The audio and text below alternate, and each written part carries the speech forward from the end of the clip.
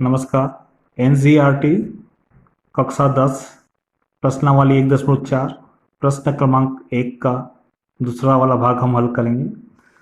प्रश्न को मैं एक बार पढ़ देता हूँ। लंबी विभाजन प्रक्रिया किए बिना बताइए कि निम्नलिखित परिमेय संख्याओं के दशमलव प्रसार शांत है या अशांत आवृत्ति है।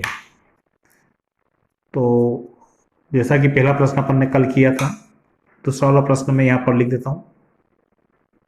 दूसरे वाले प्रश्न में 17/8 है, तो हम इसे हल करते हैं।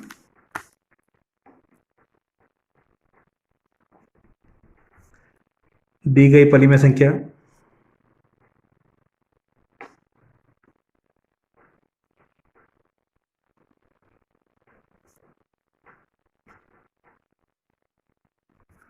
बराबर 17/8। यहाँ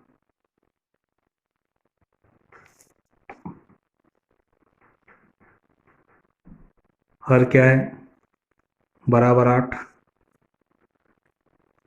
8 के अभाज्य गुणनखंड हम करते हैं।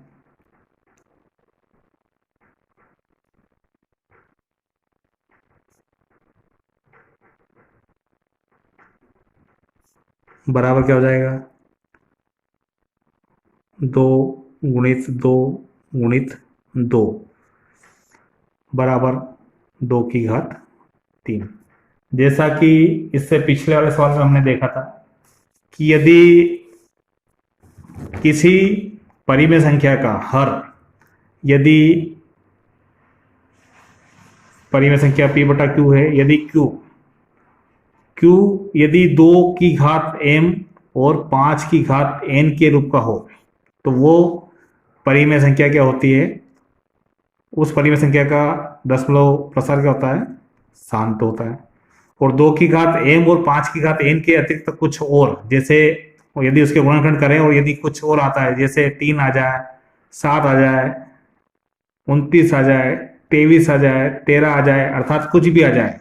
जैसे मान लें कि किसी परिमेय संख्या के गुणनखंड हमने किए और वो आया 2 गुणित 5 गुणित 13 आ गया, तो ऐसी स्थिति में ये दशमलव प्रसार क्या होगा, अशांत होगा। क्या होगा, अशांत होगा। अब यहाँ पर हम देखते हैं कि यदि यहाँ पर 2 की घात 3 है, यदि मैं 2 की घात 3 के साथ में 1 लिख देता हूँ तो इसमें कोई परिवर्तन नहीं होगा। फिर आगे अगली स्थिति में क्या हो जाएगा, 2 की घात 3 और 5 की घात यदि मैं 0 लिख दूं, क्योंकि हम जानते हैं 5 की घात 0 बराबर क्या होता है, 1 होता है। हम 5 की घात 0 की जगह पर 1 लिख सकते हैं, या ये ऐसा कह सकते हैं कि 1 की जगह पर 5 की घात 0 भी लिखा जा सकता है। तो यहाँ पर हम स्पष्ट समझ रहे हैं कि ये जो परिमेय संख्या है 17/8, इसका जो हर है 8, उसके यदि हम अभाज्य गुणनखंड करते हैं तो 2 की घात 3 आता है। लेकिन 2 की घात 3 गुणित 5 की घात 0 इसे लिखा जा सकता है। और यदि ये लिखे सकते हैं तो हम यहाँ पर लिख देंगे, यहाँ परिमेय संख्या 17/8 के हर को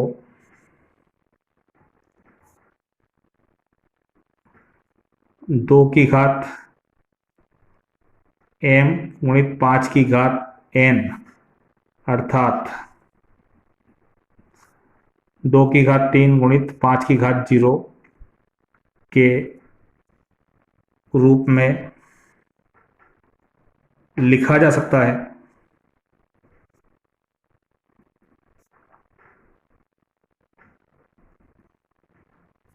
इसलिए क्या होगा, 17/8 का दशमलव प्रसार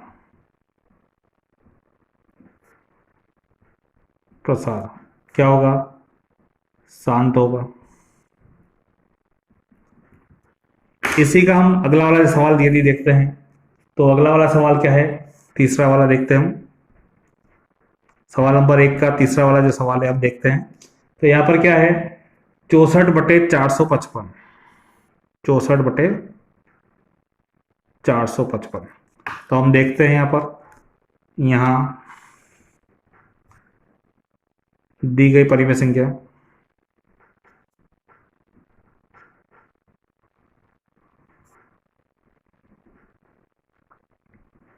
बराबर क्या है, 64 और बटे में क्या है 455।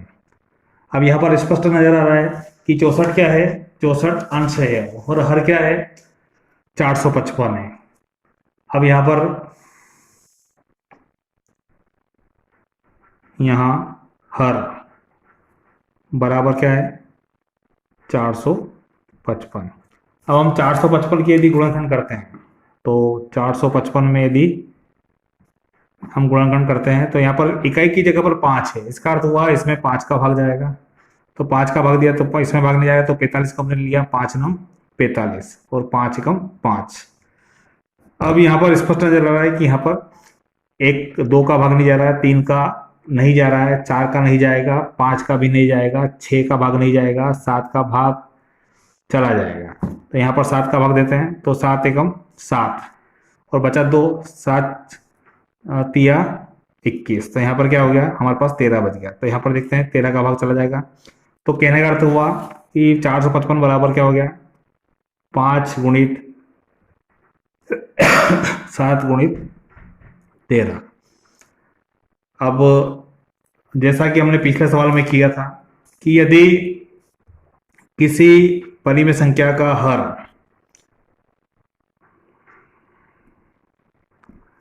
q है और यदि q को हम 2 की घात m गुणित 5 की घात n के रूप में लिख सकें तो वो क्या होगा शांत होगा। और अगर इस प्रकार का नहीं लिखा जा सकता अर्थात 2 की घात m गुणित 5 की घात n के अतिरिक्त उसमें कुछ और आता है, जैसे 3 आता है, 17 आता है, एक्स वाई जेड कुछ भी आता है, इनके अतिरिक्त कुछ भी आता है, तो वो क्या हो जाएगा उसका प्रसार अशांत हो जाएगा। क्या हो जाएगा अशांत हो जाएगा। तो यहाँ पर यहाँ स्पष्ट है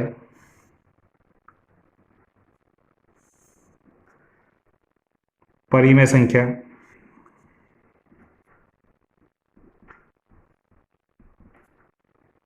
चौसठ बटे 455 के हर को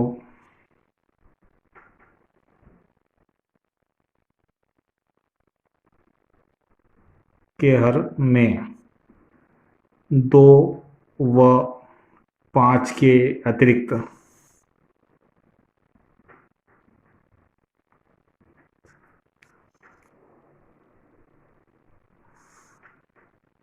अभाज्य गुणनखंड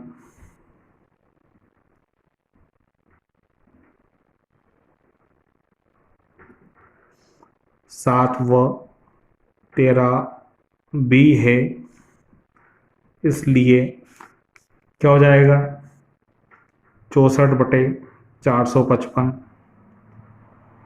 का दशमलव प्रसार क्या होगा अशांत होगा। क्या होगा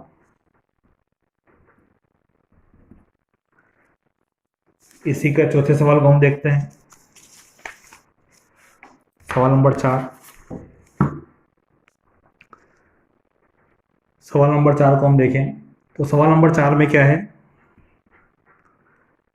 15 बटे 1600। तो यहाँ पर देखते हैं, यहाँ दी गई परिमेय संख्या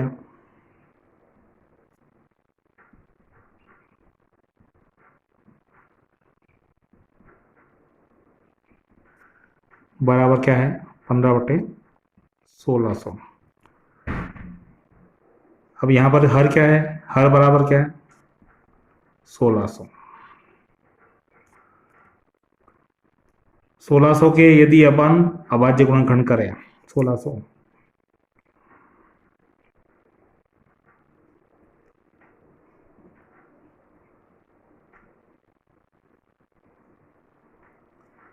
1600 के अभाज्य गुणनखंड, इसके लिए हम इसे रफ में हल कर लेते हैं।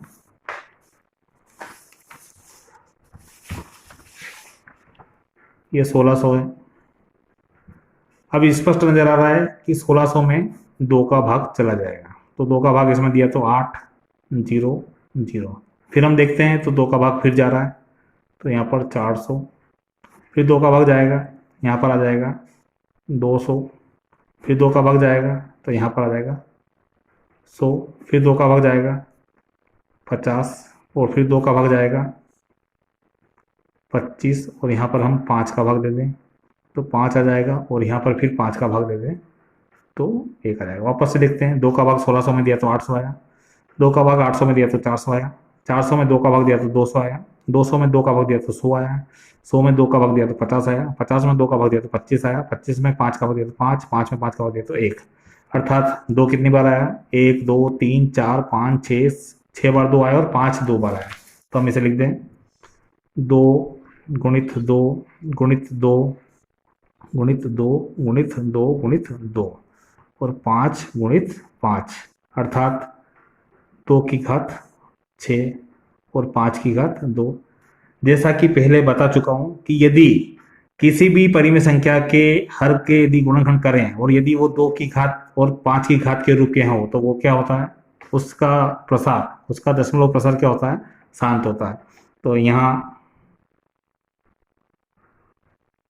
परिमेय संख्या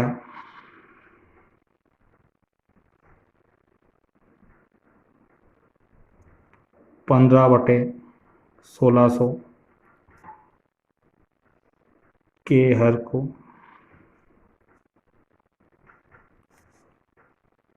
2 की घात m गुणित 5 की घात n। अब यहाँ पर ये जरूरी नहीं कि मैंने m लिखा है तो आप भी m लिखो, तो यहाँ पर 2 की घात n 5 की घात m लिख सकते हैं, ऐसा कोई अनिवार्य नहीं है। 2 की घात m गुणित 5 की घात n, अर्थात 2 की घात 6 गुणित 5 की घात 2 के रूप में लिखा जा सकता है।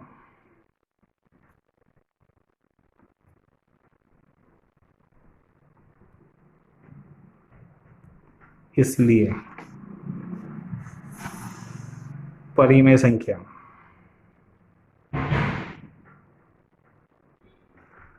15/1600 का दशमलव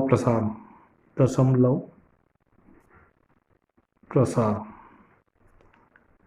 शांत होगा। आशा करता हूँ मैं आपको ये सभी सवाल समझ में आ गए होंगे। धन्यवाद। जय हिंद, जय भारत।